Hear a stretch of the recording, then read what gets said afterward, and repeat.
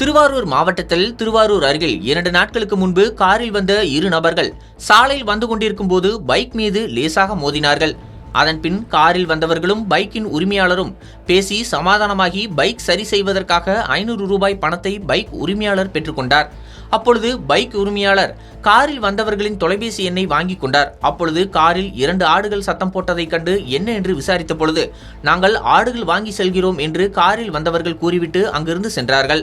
Car, விபத்துக்குள்ளான bike, ஆடு ஆகியவற்றை பைக் உரிமையாளர் நண்பர் வீடியோ எடுத்துக்கொண்டார். சம்பவம் நடந்த சில மணி நேரத்தில் அந்த பகுதியைச் சேர்ந்த அர்ஜுனன் என்பவர் 2 ஆடுகளை காணவில்லை என்று காவல் நிலையத்தில் புகார் அளித்தார்.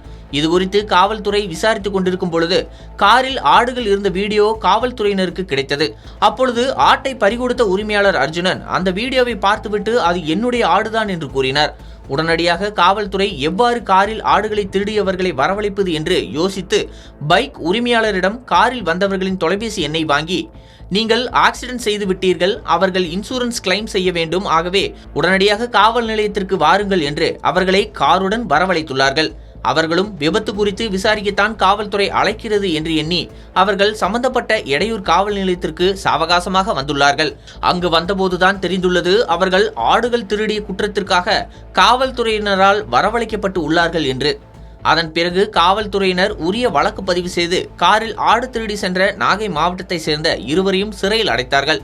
திருடப்பட்ட ஆடுகளை காவல்துறையினரிடம் உரிமையாளர்கள் ஒப்படைத்துள்ளனர்.